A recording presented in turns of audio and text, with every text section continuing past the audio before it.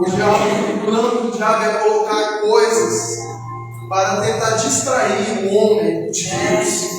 Ele coloca coisas só de aparência, só de emoção, para que o homem ele fique preso àquilo. Porque já perceberam que tudo que o diabo oferece é passageiro, mas que tudo é viciante. É passageiro, mas é viciante. Então o diabo ele coloca esses pratos para que a pessoa viva acorrentada naquilo, para que a pessoa viva acorrentada no pecado e não consiga se libertar. É só pelo poder do Espírito Santo que aquela pessoa vai ser liberta. Mas as pessoas, elas não querem saber de Deus. As pessoas, elas não querem saber de viver a vontade de Deus. Porque quando fala do assunto de renúncia, quando fala do assunto de negar a si mesmo, as pessoas já fecham os ouvidos, já abriram as costas. Não é qualquer um, irmãos. Não é qualquer um que consegue servir a Deus, não. Sabe por quê? As pessoas elas querem viver de vitória, querem viver de bênção, mas elas não querem pagar o preço, né? A gente vê a trajetória do Senhor Jesus. Jesus ele pagou o alto preço para pagar a minha dívida e a sua vida, para comprar a minha e a sua alma. Glória a Deus. E as pessoas veem lá Jesus sendo açoitado, Jesus sendo crucificado, Jesus sendo humilhado, aí se emocionam, choram. Mas aí Jesus me trouxe aqui para te dizer nessa noite, para te perguntar, para te fazer refletir. Eu paguei o preço por você, e você tem pagado o preço para estar na minha presença? Glória a Deus! Será que você tem pagado o preço para estar na minha presença? Será que você é disposto a renunciar? Será que você é disposto a negar a si mesmo? Será que você tem disposição a carregar sobre si a sua cruz dia após dia por amor a mim? Eu paguei um preço. Eu morri em seu lugar para te libertar do inferno. Oh, glória a Deus, aleluia. Agora é sua vez de pagar o preço para permanecer na minha presença. Aleluia. Porque tudo que o Senhor ensina, tudo que o Senhor Jesus cobra, é tudo aquilo que Ele viveu, tudo aquilo que Ele passou. Para você ver o tanto que o Senhor Jesus é justo. Ele não cobrou nada daquilo que Ele não fez. Eu quero dizer que vale a pena. Vale a pena a gente abandonar esse mundo. Vale a pena a gente abandonar as nossas paixões. Vale a pena a gente tomar sobre nós a nossa cruz e seguir esse Deus. Seguir o Senhor Jesus. Porque Ele é fiel. Ele não nos trai. Porque as pessoas desse mundo, elas viram as costas para nós, elas nos traem, elas nos machucam, elas nos desprezam. Mas o Senhor Jesus, Ele sempre está lá conosco de braços abertos. Ele sempre está lá conosco para nos ajudar, para estar firmes na presença do Senhor. Ele tem nos preparado um lugar. Ele tem nos preparado mansões celestiais. Ele tem nos preparado coroas para receber aquele grande dia. Mas não é qualquer um que vai receber esse plano. Não é qualquer um que vai adorar no seu nome, meus irmãos. Aleluia. Sabe? As pessoas hoje têm se esquecido que o inferno é real. Qualquer cantor mundano, qualquer pessoa que mora no mundo afora, foi pro céu.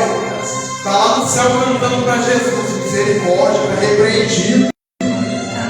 Pessoas vivem nessa terra cantando músicas de traição, músicas onde ele faz apologia a sexo, a cachaça. E quando morre, vai para o céu, meus irmãos. O que é isso? Deus ele é santo, Deus ele é soberano. As pessoas têm esquecido que existe um inferno que é real e que se a pessoa morrer e não aceitar o Senhor Jesus, se a pessoa morrer no pecado, ela vai para o inferno. Porque no céu não entra pecado, no céu não entra pecado. Aleluia, glória a Deus.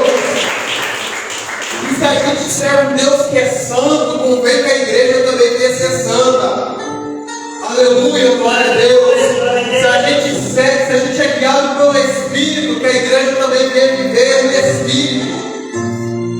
A gente precisa todos os dias aborrecer a nossa vida, aborrecer a nossa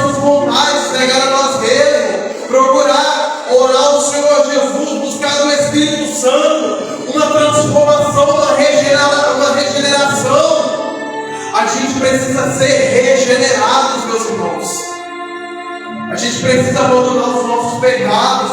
A gente não pode se render às nossas práticas pecaminosas. A gente não pode se render aos nossos vícios.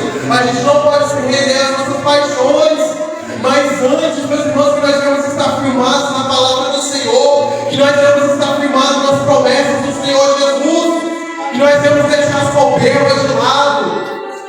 Porque quantas e quantas pessoas têm sido orgulhosas, têm sido avarentas, têm sido soberbas na casa de Deus. Aleluia. O Senhor Jesus, Deus, Ele lavou os pés dos discípulos. O Senhor Jesus, Ele serviu, Ele não foi servido. Agora tem pessoas que se acham outra coisa não sendo nada, se soberbecendo, se gloriando, querendo fama, querendo status, querendo glória de homem.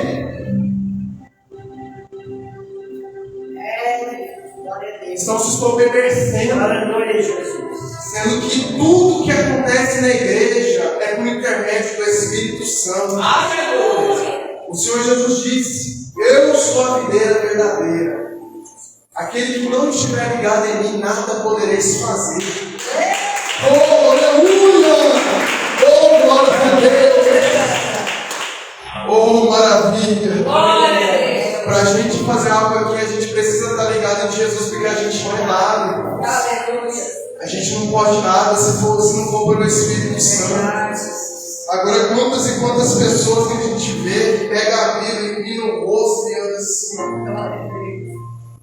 nem cumprimenta, nem não ama mais o Senhor. Aí olha de canto de olho assim para alguém. Tá lá ouvindo o culto, tá lá olhando o culto assim, ó, com a Bíblia assim, tá falando assim, ó. Se fosse eu no lugar, eu pregava melhor. Se fosse eu no louvor, eu tava louvando melhor. Misericórdia, Jesus está repreendido! Está repreendido! Sabe, o orgulho surgiu do do próprio Lúcifer. O orgulho é coisa diabólica, irmãos. E isso que eu estou fazendo é encenação, não é realidade. Isso é realidade. Pessoas sentadas lá no banco, ouvindo a palavra de Deus, em vez de absorver o que Deus está falando, está julgando. Até fala assim: se fosse um lugar, estava pregando melhor. Se for eu, estava louvando melhor. Deus, Ele sabe de todas as coisas. Eu vim aqui foi para pregar a palavra, foi para transmitir o que Deus veio para falar. Eu não vim aqui para falar aquilo que você precisava ouvir, mas aquilo que você necessita da parte do Senhor. Porque a palavra de Deus confronta, a palavra de Deus às vezes nos machuca, mas cura, mais salva, mais liberta, mais transforma. Aleluia, glória a Deus. Louvado seja o nome desse Deus. E sabe, a palavra do Senhor diz assim: eu repreendo e castigo a todos que eu amo. Então, todas as vezes, quando Deus Ele nos castiga, nos repreende, é porque Deus realmente Ele nos ama. Porque Deus, Ele é Pai. E pai nenhum quer ver um filho fazendo o que é errado, sendo que Deus, Ele é o dono de toda sabedoria. Deus sabe o que é certo e o que é errado. Se Ele está vendo que o filho está fazendo aquilo que vai levar ele para o inferno, Deus vai ficar calado? Se Deus tem um propósito, se Deus tem um chamado na vida de alguém, se Deus tem um amor na vida de alguém, Deus Ele vai permitir que essa pessoa viva no engano, viva no pecado? É lógico que não, meus irmãos. É por isso que Deus Ele repreende, Deus Ele alerta, para que nós venhamos estar diante da presença dEle, incorruptível. Para que nós venhamos estar na presença dEle, com um corpo transformado, agradável, para a honra e glória do nome dEle. Glória a Deus. Glorifica o nome do Senhor. Deus maravilhoso. Essa palavra ela tem ardido no meu coração, sabe? Essa palavra ela tem me tocado tanto. Ela me fez refletir. É preciso que a igreja do Senhor não desista de carregar a sua cruz. Meus irmãos, não voltem para onde Deus te tirou. Não volta não. Sabe por quê? Sabe o que isso me fez lembrar agora? Pastora Rita, lembra daquele povo que Moisés tirou do Egito? Aquele povo que foi escravo, né? Apanhava, vivia de migalha. Aí Deus levanta Moisés. Essa palavra falou tão fortemente comigo que eu vou pode tirar com a igreja. Deus levanta Moisés para tirar aquele povo da escravidão. Aí Moisés guia aquele povo pelo deserto. Aí ele chega e tem um mar na frente dele. Atrás estava um exército de Faraó. Para aquele povo que estava com Moisés, eles estavam encurralados, não tinha mais saída. Então aquele povo começa a clamar a Moisés: Moisés, tem misericórdia de nós, pede ao seu Deus para que venha nos libertar, que venha nos salvar. Aí Deus fala para Moisés: estenda a sua mão. Moisés estendeu a sua mão e aquele mar se abriu. E aquele povo passou em terra seca. E enquanto a última pessoa não passava do outro lado, aquele mar não se fechava. Então quando a última pessoa passou do outro lado, aquele mar se fechou, matando o Faraó e seu exército. Aí ele entra no deserto. A palavra do Senhor vai dizer que no deserto Deus ele guiava aquele povo através de uma coluna de fumaça de dia e através de uma coluna de fogo durante a noite. Deus ele fazia brotar água da rocha. Deus alimentava aquele povo de maná que vinha do céu. As roupas deles não se acabavam. Os sapatos não envelheciam, os seus pés não inchavam, porque Deus estava cuidando, Deus estava com eles. Aleluia, glória a Deus.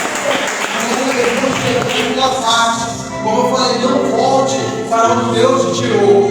Aquele povo estava no deserto. E a palavra do Senhor de Deuteronômio vai falar assim, pastora Rita, que Deus começou a provar aquele povo para saber as intenções, para saber se eles iam reclamar ou não, se eles iam guardar os mandamentos de Deus ou não. Então Deus ele permite que aquele povo passe um momento de fome, passe um momento de sede, para saber qual seria a reação daquelas pessoas. E adivinha? Elas começaram a murmurar, começaram a reclamar, falando contra Deus e falando contra Moisés. Moisés nos tirou do Egito para nos fazer morrer no deserto. Nós não temos nem pão, nem água aqui, e nós já estamos fartos desse pão nojento. A palavra de Deus fala que eles falaram isso, falaram que eles estavam fartos desse pão vil. Eles começaram a desprezar até o pão que Deus mandava para eles. Sabe o que Deus fez? Deus mandou serpentes ardentes, serpentes venenosas, porque Deus ele não se agradou da ingratidão daquele povo. Eu tenho até uma passagem lá que fala que eles queriam até voltar para o Egito, né, pastor? Aleluia. Deus estava lá cuidando, Deus estava lá alimentando aquele povo. E Deus só queria provar para saber qual seria a reação. Eles murmuram, eles desprezam e ainda queria voltar para o Egito para viver aquela vida medíocre, para viver na escravidão, para viver uma vida indigna, para viver uma vida onde os seus direitos são desrespeitados, para viver debaixo do domínio do Faraó que estava humilhando, que estava fazendo aquele povo sofrer. Agora sabe o que o Espírito Santo está me tocando? É como um filho pródigo, né? Tinha tudo dentro da casa do pai. Vivia do bom e do melhor. Aí eu acredito que o filho pródigo começou a se enjoar daquilo lá e queria se aventurar, queria conhecer coisas novas. Aí ele vai e pede ao seu pai a parte da sua herança. Aí o pai então reparte a sua herança com o seu filho e ele vai e vive dissolutamente, gastando de forma irresponsável, com meretrizes, com prostitutas, gasta todo o seu dinheiro naquele mundo afora. E enquanto ele tinha dinheiro, pastora Rita, aquele povo estava lá com ele, abraçava, chamava ele, pedia para ele entrar dentro das casas deles. Eu falei isso pelo olho da fé, porque a gente sabe que no mundo de hoje tudo é na base do interesse. Enquanto você tem benefício para dar para uma pessoa, ela está lá do seu lado. Mas quando você não tem nada, aquela pessoa vira as costas, não está nem para você. Tudo é na base do interesse hoje em dia. Então quando aquele jovem, né, o filho pródigo, tinha dinheiro, tinha riqueza, ele era cercado de amigos à volta dele. Mas quando chega o momento, o dinheiro dele acaba, ele perde tudo. Aí eu pelos olhos da fé, começo a imaginar ele batendo na porta de cada um. E a palavra de Deus fala, né, que ninguém dava nada por ele. Tanto que ele começou a trabalhar com um senhor, que acho que era dono de uma fazenda, eu acredito que ele era dono de uma fazenda, que mandou ele apacentar porcos. E sabe o que ele chegou ao ponto de fazer? antes na casa do pai, comia do bom e do melhor. Quando ele saiu da presença do pai, começou a comer a imundícia, começou a comer as bolotas que o porcos comia, começou a se alimentar de comida de porco. Olha para você ver a situação. Glória a Deus. Aleluia. É a mesma coisa que acontece nos dias de hoje. As pessoas vivem, presenciam a presença de Deus, a glória de Deus, a presença do Espírito Santo, recebem bênçãos do Senhor, recebem a presença do Espírito Santo, elas veem milagres, veem sinais e maravilhas, sentem o Espírito Santo tocando dentro dos corações delas, enquanto elas estavam na igreja, Deus estava cuidando, Deus estava lá cuidando delas nos mínimos detalhes, Deus estava sustentando ela. Só que aí, por alguma razão, por algum motivo, por alguma circunstância, ela pensa assim: já estou enjoado desse aqui, eu quero agora me aventurar, quero descobrir coisas novas. E ela se toma, sai da presença de Deus, começa a se aventurar lá no mundo. Às vezes, conhece amigos e fala: bebe só um pouquinho, fuma só um pouquinho, não vai dar nada não. Mas a palavra de Deus vem nos fala: um pouquinho de fermento leveda toda a massa. Né? Oh, aleluia, glória a Deus. Um pouquinho de fermento leveda toda a massa, Um pouquinho disso, às vezes, pode gerar um problema gigante. Coisas pequenas sempre vão gerar problemas grandes. Então, as pessoas começam a fumar um pouquinho, experimentar um pouquinho a droga, beber um pouquinho. Aí elas começam a viciar, aí começa. E quando vai ver, a pessoa está lá afundada no lamaçal do pecado, está acorrentada, está presa, vive de migalha, come a podridão.